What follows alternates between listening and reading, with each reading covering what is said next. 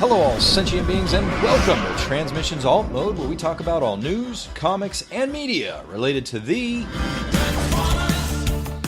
On this episode of Transmissions Alt Mode, we review Transformers Galaxies Issue 4. IDW Transformers comics are coming to France, and we get a look at some new Transformers vs. the Terminator covers. Today is Friday, February 21st, 2020, and this is episode 169 of Transmissions Alt Mode. Welcome to Transmissions Alt Mode, the podcast that's absolutely devastating to your audio receptors. I'm your host, Charles, aka Big C, and I'm joined by the excellent Transmissions team.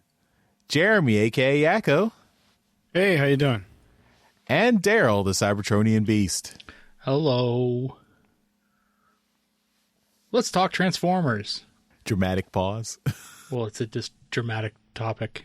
All right. As always, we start off by thanking our Donatreons, those lovely people who give us money on Patreon and PayPal. Thank you so much for supporting the show and helping us keep it going. If you would like to become a Donatreon, just go to transmissionspodcast.com/support and you'll find links to sign up. Also, you can support us by buying merchandise from our TeePublic store. That's at transmissionspodcast.com/shop. And there you can buy some Transmissions-themed merchandise, including T-shirts. You can also buy stuff from our friend of the show, K-Girl, at teepublic.com/user/superstark. She also has some cool Transformers-themed shirts. And this week, from February 19th to February 23rd, everything at TeePublic is 35% off, which means T-shirts are $13. So if you go through our link, you still get the discount, but you also help out the show. So just go through our link, get a discount, and buy some merchandise from Transmissions. All right, let's start the show off with some comics news. All right, to start off, we have some news from France.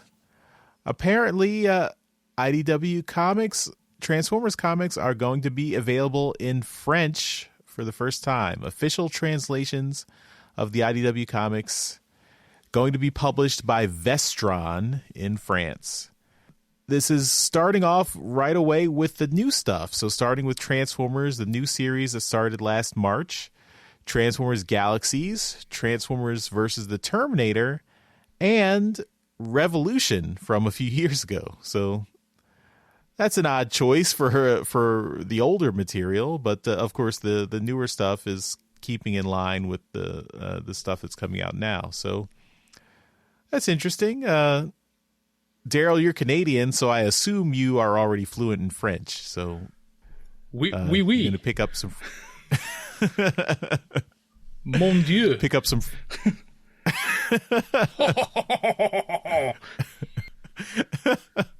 All right, well, maybe I speak French because I still understood everything you said.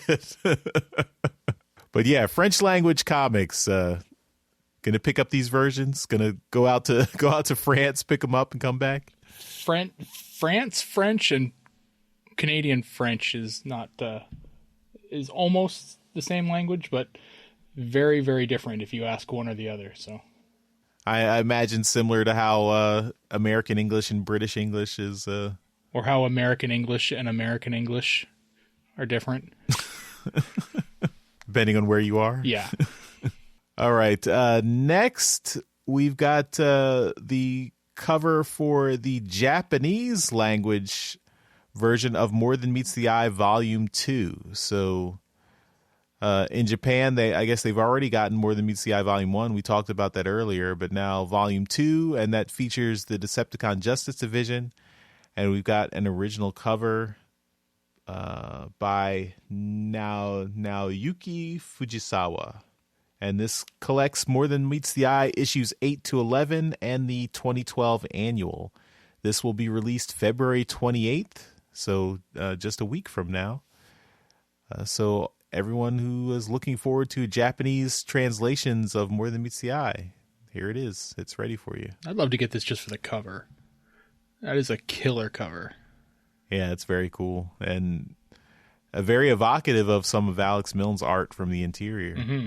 So nice.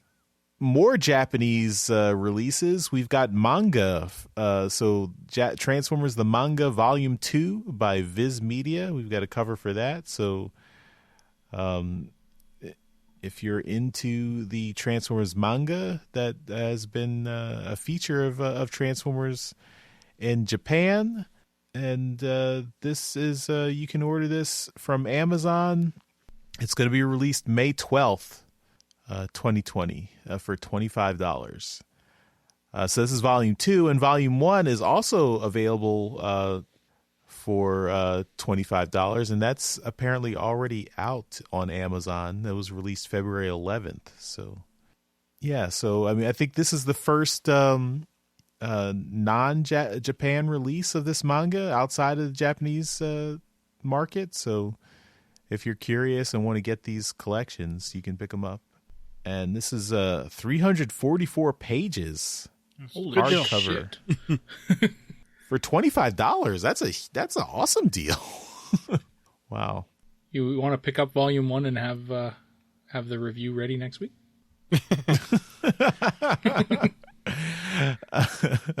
Was the cover for? Well, I guess that's the Japanese cover for Volume 1. I prefer the Volume 2 cover. Yeah, I mean that's the Volume 1 cover. Let's see. Yeah, that's. Oh, okay. The Volume 1 cover does look better. It's just like that little part in the corner. Yeah, I don't like the giant one covering. No, yeah. that's not in the actual. Oh, okay. I posted a link to it. Okay. Oh, now this looks like it's been pushed back to March 10th, according to the Amazon listings. It's not out yet. Although the pre-order for this is $16 or $17. Wow. That's an even better deal. Yeah. I think Charles It's a will be getting hardcover. this. Future trips to the store item for Charles. My birthday is March 12th. It's true. Tell your wife. She probably already knows. She's probably got this ordered already. Also, so that's Volume 2, and then we've got a listing for Volume 3, and this is going to be a 378-page hardcover. $20. Wow. It does say $25 is the. Yeah. And this will be apparently October 13th of 2020, so a few months away, but this is the final volume, so I guess they're only doing 3 volumes. And these are fully translated? Yeah. That's translation. insane. Yeah. Or I guess the first time it's been translated. That's insane. This is a lot of new content. Yep. Yeah, Daryl, you might be right. I might be picking these all up. I don't get the cover to Volume 2 on Amazon is obviously not the cover for Transformers, the manga. It's a two people, one person's trying to kiss the other. It says, how do we relationship? Oh. It's not Transformers. Someone got the cover image wrong. Wow. That would be interesting if that was the actual cover for the manga. All right. Okay. So that's all so we've got France is getting IDW comics translated to French. We're getting Japanese manga translated to English. And IDW is still producing the Transformers versus Terminator. That's going to be coming up soon. I believe that's in March. It's starting in March, isn't it? So yeah, next month. Hopefully, crossing our fingers, it'll actually come out next month. Well, we've got 2 special covers. So we've got the retailer incentive cover B. This is from Francesco Francavilla, and then we've got an exclusive cover from Comic Kingdom of Canada, and this is from the artist is John Gyang. I don't know if I'm saying that right. Sorry, apologies to Mr. Gyang if I'm pronouncing your name wrong. But yeah, so these 2 covers are probably going to be in short supply because one is an exclusive to a particular store in Canada, and I guess Comic Kingdom of Canada, maybe, I don't know how close that is to where Alex Milne is, since Alex is doing the interior art for this series. I'm sure he might be doing a signing or something when it comes out. I've never heard Maybe of at his Comic local Kingdom comic of store. Canada. Oh, okay. Nor the other one as well. Well, it says the Comic Kingdom of Canada one is exclusive through both their website and then Slabbed Heroes, which is another website. That's right. Yeah. Yeah. So I've never heard of them. It might be an online. I don't know where they're. Could be. I don't know where they're located, but there's more and more of these places are popping up all over the place that are just online, and a lot of them are starting to do just the exclusive covers and stuff. So if you think about what it costs for us to do it, right? They'll do however many, and then they'll sell. They'll break even or whatnot by just doing exclusive covers, and then put all that money back into doing another one, and then they'll just start doing all these exclusive covers over and over and over again for all kinds of different series. And yeah, it's an interesting business model. Yeah, I don't know. I don't know where these guys are located. I wish I did. All right, well, that's all the comics news, so let's move on to our comic review. In our comic review this week, finally, we are at Transformers Galaxies number 4, unless it didn't actually come out this week, in which case you're not hearing this. Transformers Galaxies number 4 is written by Tyler Blazinski. Art is by Olivia Ramondelli. Letters are by Jake M. Wood, and the editors are David Marriott and Tom Waltz. There are 3 covers. Cover A has a Devastator Devastating, and this is by Olivia Ramondelli. Cover B has Devastator kind of holding a city in its hands. This is by Sarah Petra de Roche. And the retailer incentive has a 16-bit Shockwave holding a small Devastator in his hand. And this is by Christina Neofatisu. And I am sorry for butchering that last name. Start with these covers. What do you guys like? Daryl, start with you. Well, for me, I think I like Sarah's quite a bit. It's very clean. I like the painted look. It's almost of the Devastator there. It's very pretty. I like it. It looks good. Yeah. Nice cover. Good picture. There's the subtle like flames or sparks and stuff. Yeah. I didn't notice until just now. Cool.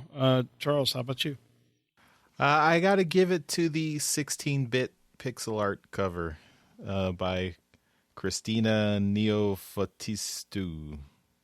Maybe. Sorry. Yeah, and apologies for the name. I like the pixel art look, and I like the idea of Shockwave using Devastator as a pawn. Yeah, it reminds me of the Bumblebee cover we got a few weeks ago for Transformers 16. I think I will have to agree with Daryl. I really like Sarah's cover. Yes. I will say Olivia's, the cover A is not a bad image either. I mean, all 3 covers are good. I just love Sarah's art, and this just, I don't know, it was just a great image. I remember when we talked about, like, she posted without the like the logo and everything on it, and it's just such a great image. Mm-hmm.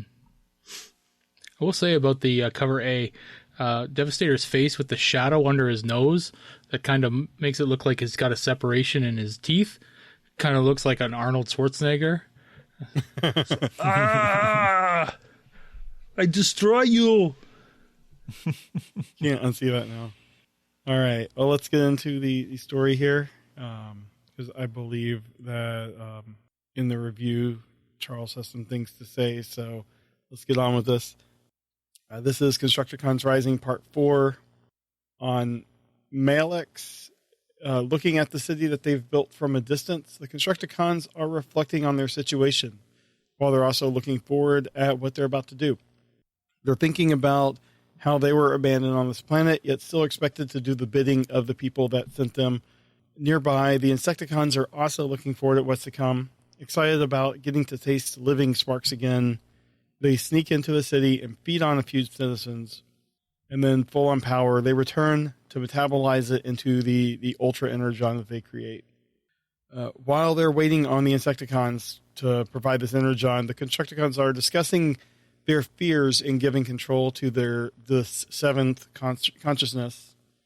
And they're not even entirely sure that they can combine after not doing it for so long.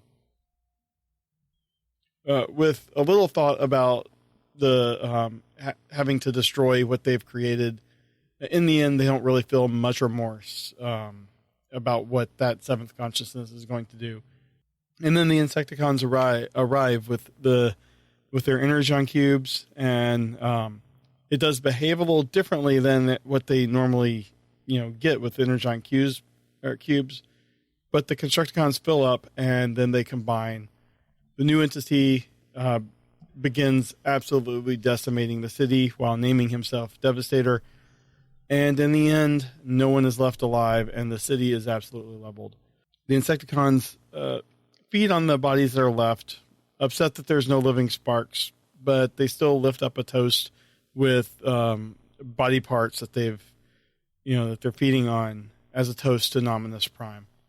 Separating from their combined form, the Constructicons survey their work, reminding them, with this landscape, reminding them of how Iacon looked before their first job.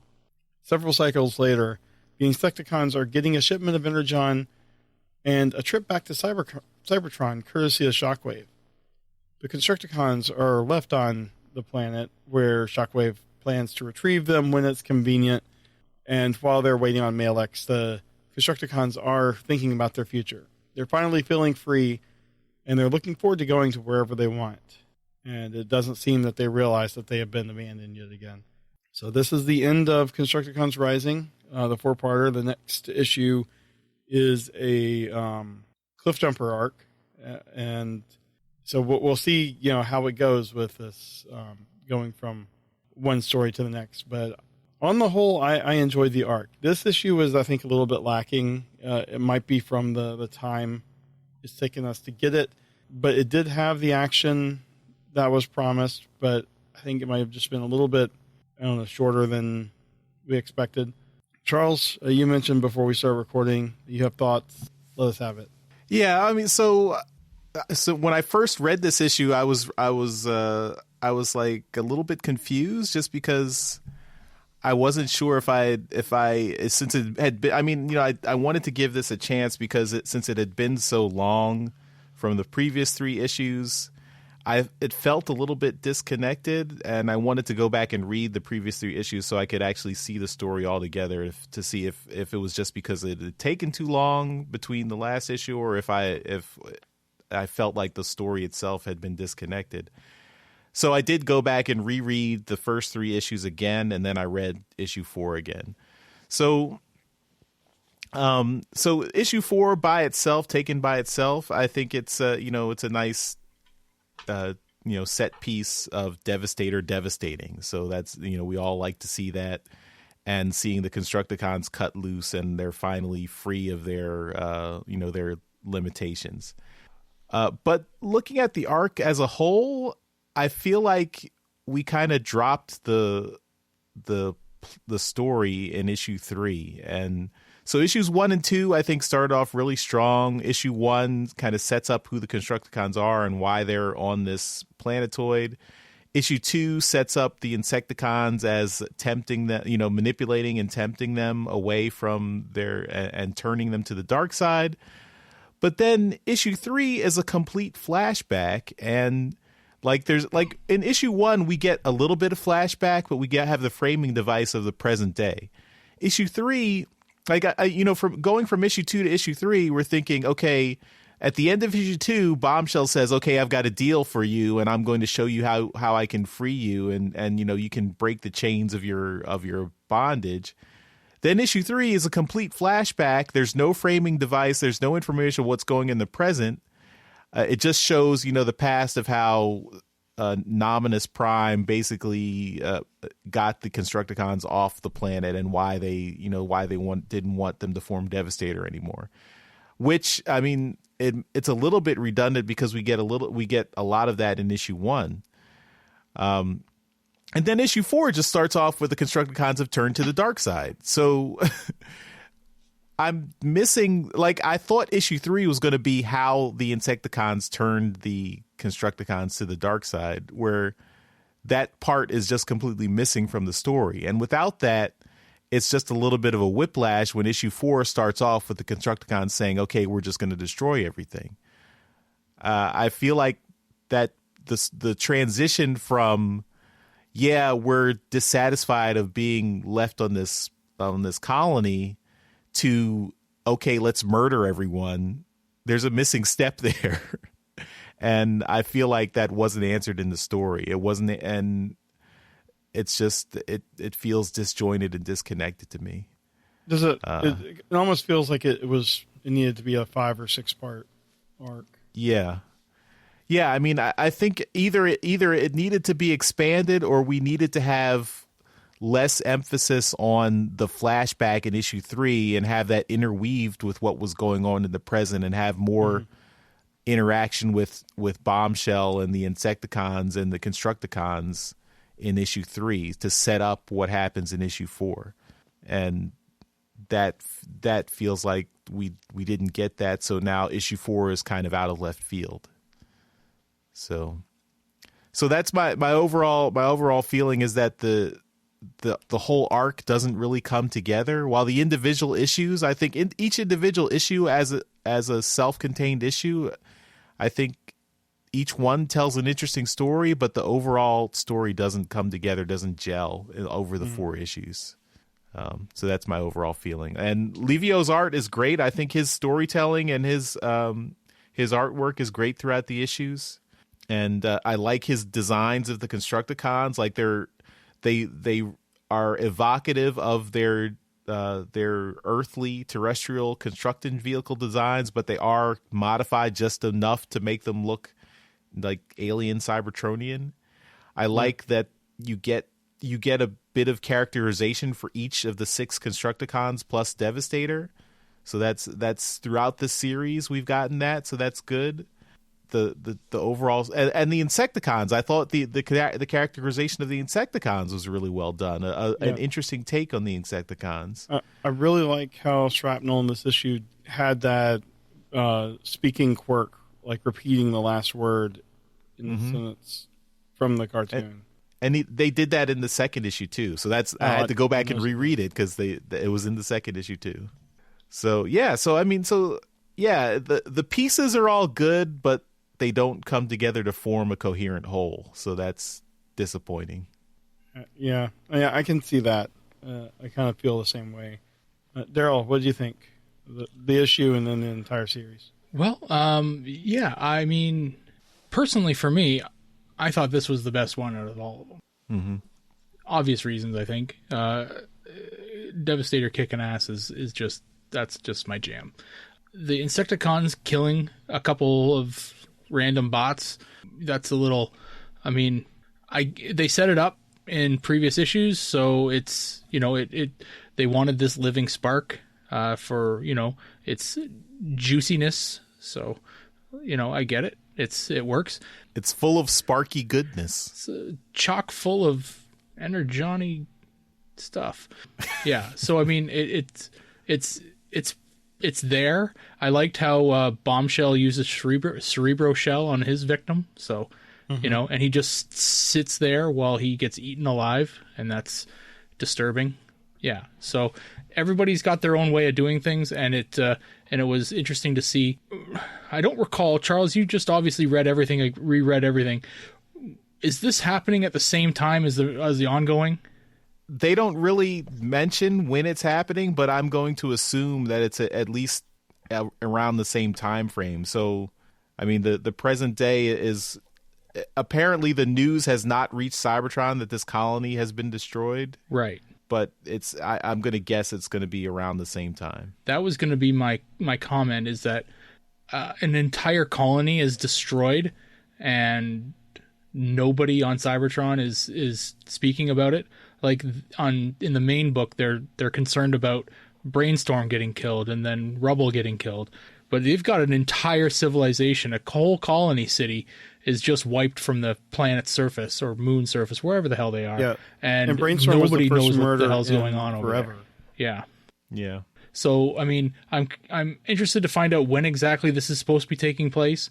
But as far as the story goes, yeah, I was a little confused too as to when, like, what happened between issues 3 and 4, because I do remember after issue 2, when we started reading issue 3, there was concerns as to, like, why are we going backwards? You know, well, you only got 4 issues. You know, why spend the third issue rectifying or shoring up, you know, backstory that could have been done in one? So, I mean, that was a little confusing. My nitpicks, I mean, like I said, I really enjoyed the issue because of the action sequences, but I have a couple nitpicks on, like, just little weird things, like when Devastator grabs the cannon off the mount, which is obviously his gun, and that's where he gets his gun from, right? My critique is, where's the trigger on this thing? Like, how is he going to fire it, right? So obviously he starts using it as a gun, but my question is how is that possible? I don't know. So, I mean, he's obviously standing there using it as a gun, and I get it. It's comics. It's inoperable, right? It should be. That's the whole point, is to take it off there. But that's where my mind went. I'm like, how are you using this as a gun? But what I enjoyed the most out of the entire book was just the utter destruction of the city, and how Livio didn't shy away from just getting just really gritty with the mayhem and the killing, like bodies and pieces of things everywhere. And then, you know, at the end of it, he's got a piece of a body hanging off the chest plate of Devastator, which just, I mean, that's just, it's gross, but awesome at the same time. And I loved it. Yeah, it's, that's the kind of destruction that I look for in these books, right? When, you know, when the war is going on, I want to see mayhem like this, because it's just, they're war bots, right? They should be kicking ass.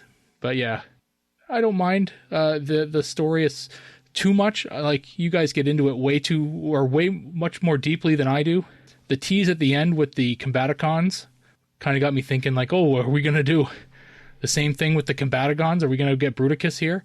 But that may be a tease for a later series.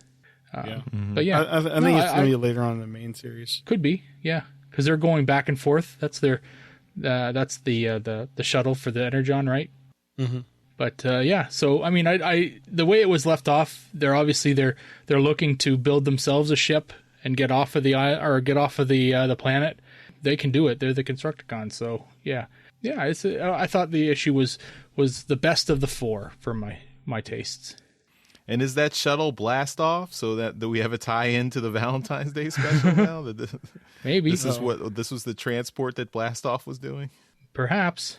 I mean, I guess the other thing is, I don't understand Shockwave and the Insecticons' plan. Like, why would you want to completely destroy this colony? Why wouldn't you just keep it as an Energon take it over and keep it as an Energon processing center and funnel all the Energon to the Rise instead of completely destroying it? That's, I don't know. It's maybe I'm overthinking that, but it just seems like we're missing. This is like the South Park Underpants gnomes. Like, 1, convince Devastator to go berserk. 2, 3, profit. I don't understand. It's just, he's got plans. Although you didn't see at the end, he kind of, kind of like under his breath was deferring to Megatron, but that's not going to last. Mm-hmm. I will say, for a first-time writer, I was really happy with how the series turned out. This was a great first outing for Tyler Bleszinski. Mm-hmm. Mm-hmm. So hopefully he gets a chance to write some more. I think that'll be fun. And if he's listening, we can have him back on the show. We can do a wrap up, since we had him on the show before. issue 1 dropped. So let's have a discussion about the whole series. I don't know if he's going to want to come back on after you tore him apart like that. Maybe we can have him a week when Charles isn't on. Yeah. Anyway, this was Galaxies number 4, and hopefully we have a new comic next week. Crossing our fingers. So, yeah, that's it for the review.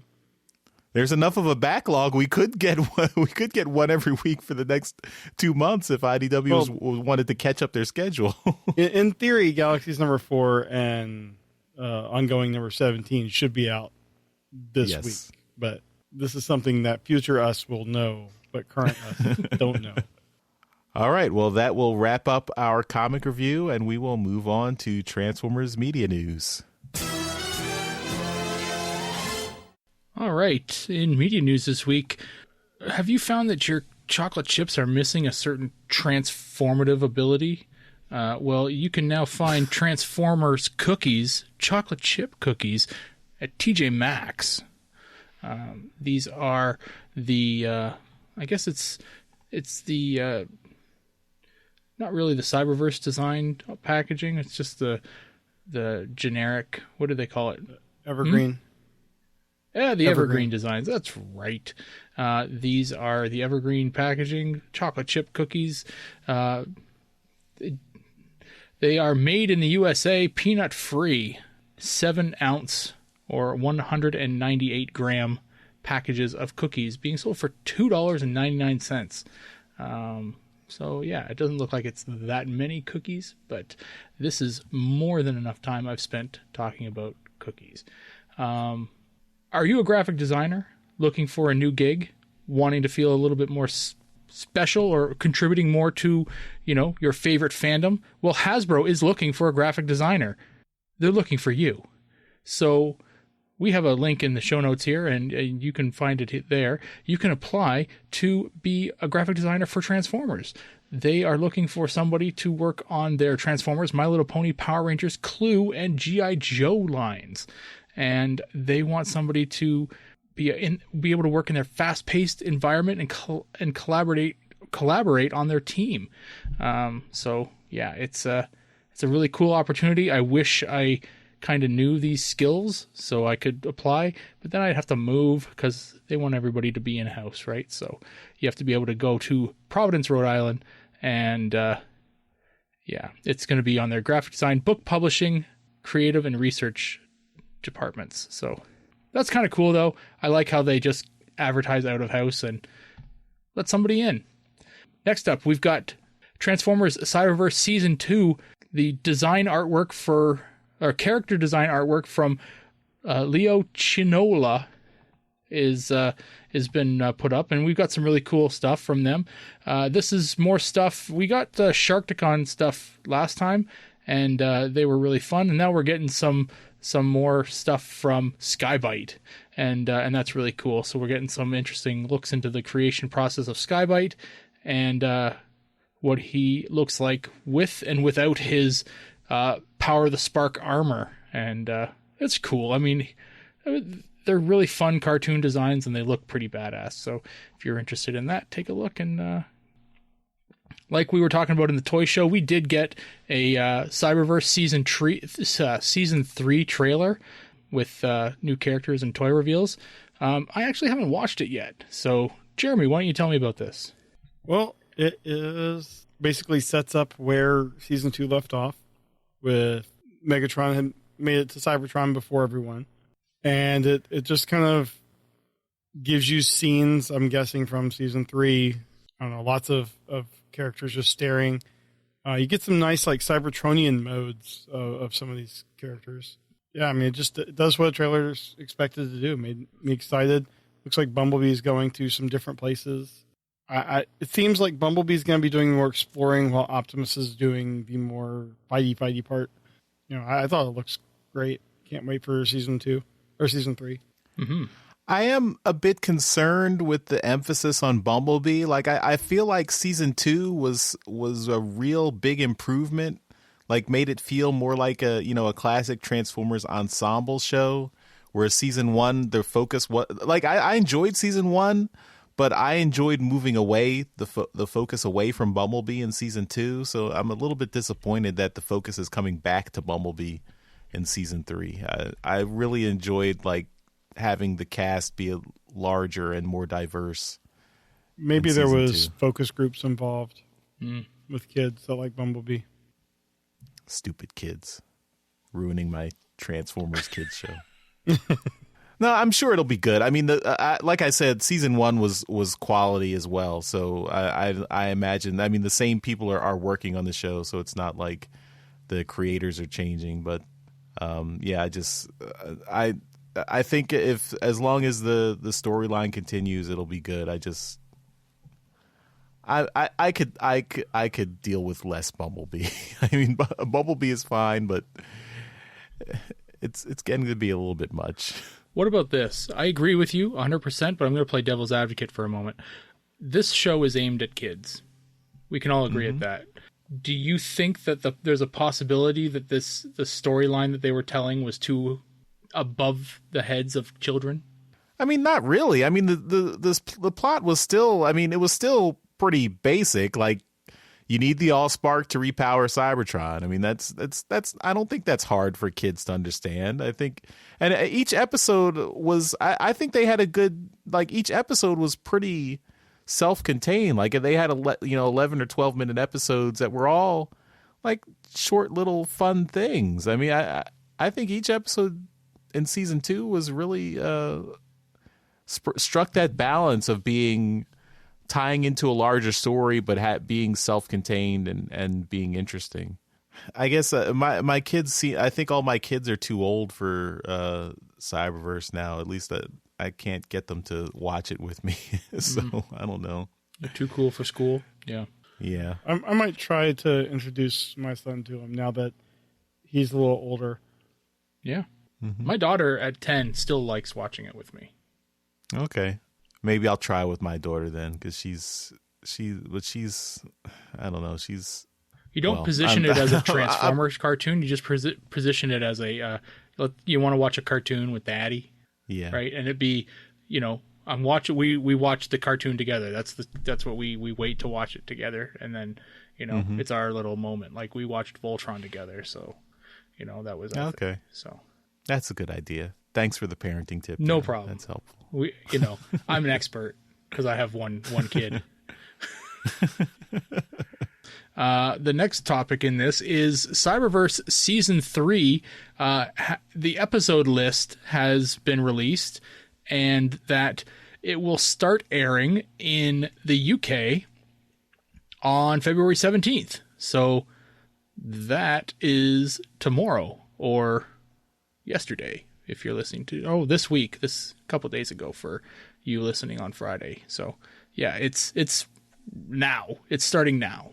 So it's already on Daily Motion, so you can go watch it. That's right. So let's start finding those, because they're only going to be released on Hasbro's YouTube channel for the US. So anyway, so this will be on Pop TV in the UK, and you can start watching it on February 17th there. But the episode list is extensive. So season 3, the past 2 seasons, 1 and 2, have been 18 episodes each. Of 11-minute episodes is short. But 18 episodes each. Season 3 is not 18 episodes. It is 26 episodes. So that's a chunk more, right? But we've got some big storylines here. 1 through 4, episodes 1 through 4 is Battle for Cybertron, and that's going to be expected, right? Obviously, everyone's arriving at the party, and they're going to start to, a dance-off, and that's what I'm expecting for Battle for Cybertron. Dance battle, huh? Yeah, breakdance battle. I mean, it's so hot right now. And so I'm not going to go through the rest of the list because it can get kind of spoilery. It does have the names of some of the characters that we talked about. That's right. From the news story. So that's cool. That's pretty cool. But yeah, there's another 4-parter in here. So, I mean, you say 4-parter, but they're 11-minute episodes, so it's like it's a 2-parter for a normal show. But yeah, it's fun. So they've gone a little further. They're obviously getting a bigger budget, and they know that people want to watch this show. So I'm happy to see that. It's It's when the episodes count gets lower, then you got to start worrying. But so this is great news. Yeah, I'm happy to see this. They must have been working on season 2 and season 3 together, because to have them already ready to go just a couple of months after season 2 ended. Sure. So that's nice. Yeah. No, I agree. But yeah, so no, I'm happy to see this, and I'm happy to get back into this because, like I said, with the past season was actually really good, and I'm looking forward to continuing on with that story. All right, so the breaking news that we just got is that our friends at Toy Robot Magazine, who we had on the show a couple weeks back, they launched their Kickstarter shortly after our interview, about a week or so after our interview with them, to a bit of a shocked crowd, as they released the goal for their Kickstarter being $125,000 for their magazine, and it is shocking. It is a very large goal to accomplish. Not impossible, not insurmountable, but for a magazine, it's 30 days was really hard. That's a tough mountain to climb. Yeah. So they've done okay. I mean, in the first half of the month, the first half of 30 days, they've gotten themselves about $6,500.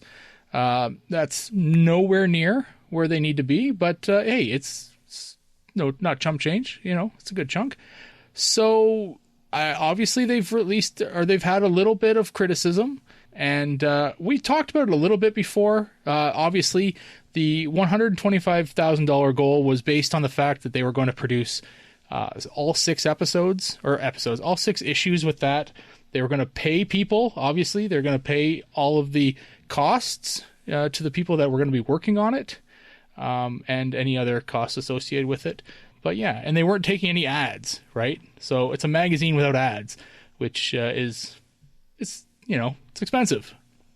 So they have decided to reassess, and they are going to relaunch the Kickstarter. It's going to be done within the next few days, and with a much lower goal. I'm reading a direct quote right from the Kickstarter page right now. They said, "We will also be lowering the price of the magazine, and as a result, every backer level except the final 2 will be cheaper. This means if you back this Kickstarter, thank you, you will be able to go over to a new Kickstarter and reback us at even lower cost. We're hoping that a lower goal and a lower cost will drive more interest in our project. Nothing has changed with the magazine and the quality of our content. Since we won't be producing the estimated quantities for the first Kickstarter, this could potentially be a limited run, but we will also be running the Kickstarter for only 20 days as to not hold up production this time.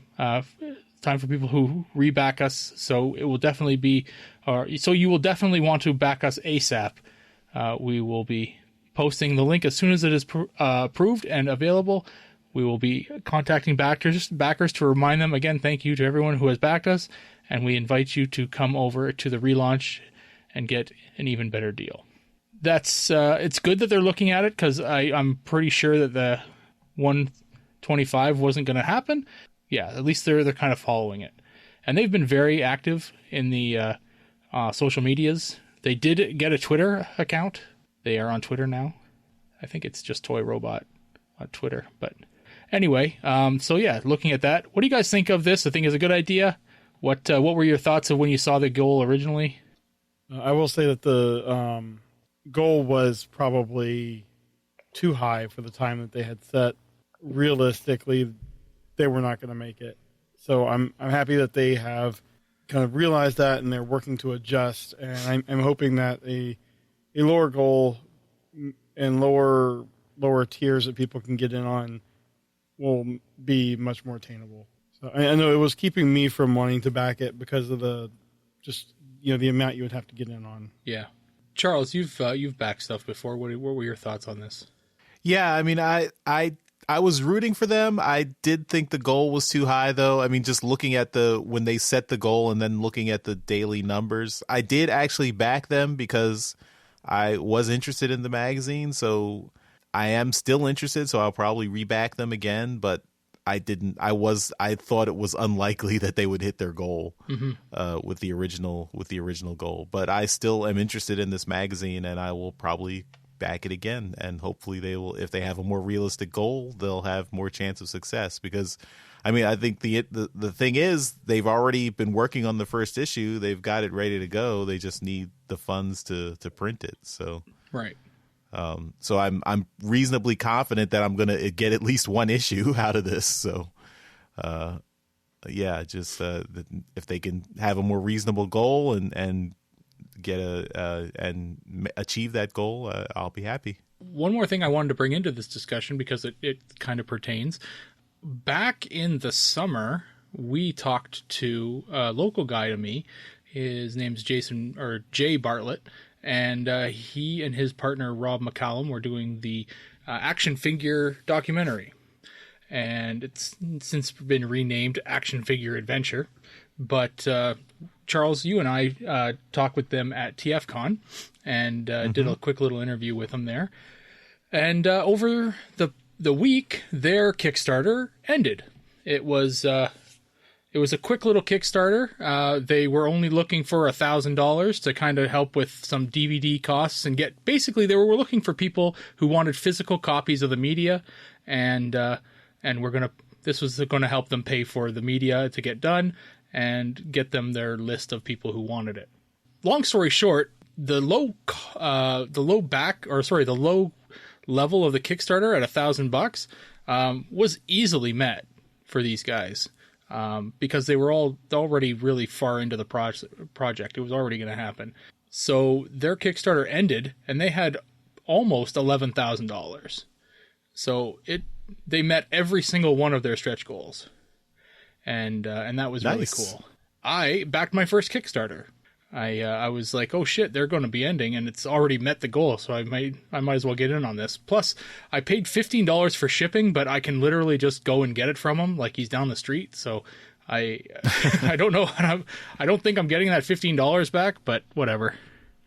But yeah, so that's kind of cool. It's neat. We'll see whether it if we're in it, because they interviewed a lot of people, so I'm assuming they'll cut somebody, but. Let's hope it's not us. But anyway, plus they did a lot of shooting at the store that I work at, so that's going to be kind of fun to see.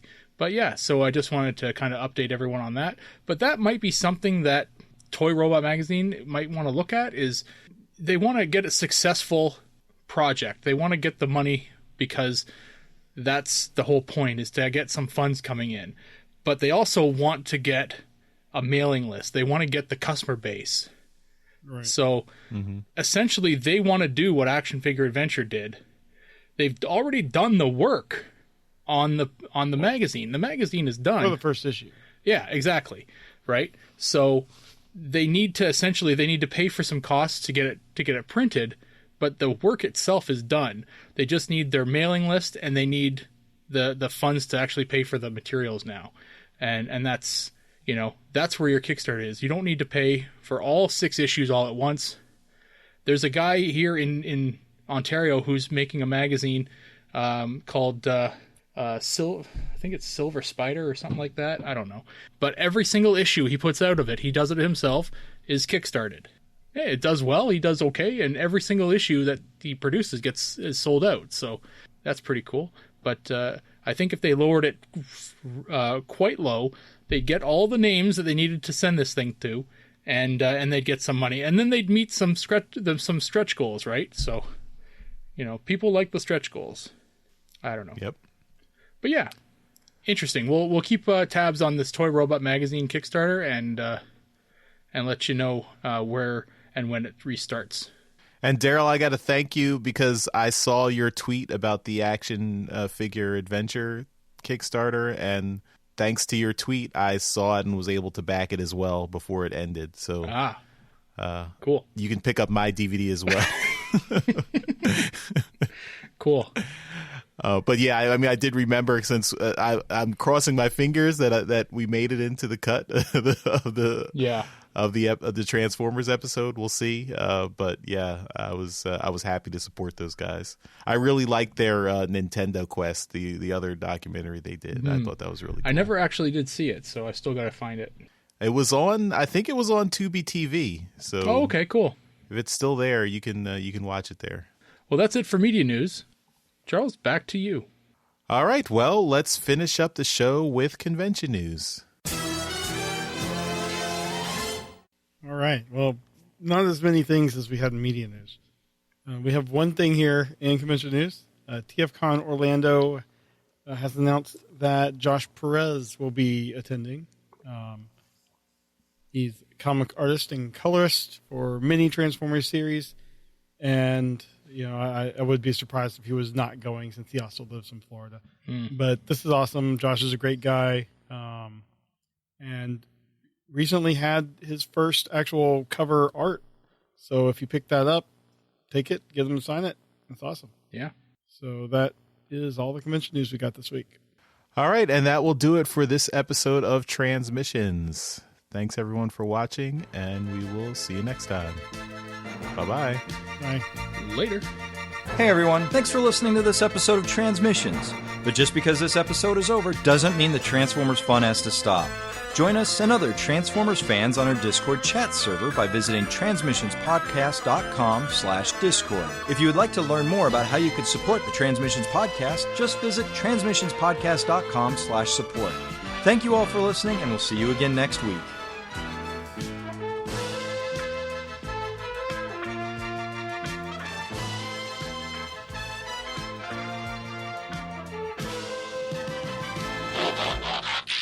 Wouldn't it be great to just tell everyone when they ask you, you got the time, and you tell them it's just way the hell off? I mean, like, how is it that? Oh, I live by UTC. What the hell is that? It's the coordinated universal time. Yeah, you don't use that? It's metric time. Well, I guess the next story is still Cyberverse, but I have a breaking news. Breaking news. After this next story. I think it's the same thing I just got, Jeremy. I already put it in the doc. They'd fire us from our own podcast. That's how powerful IDW is. The truth on why Yoshi isn't here.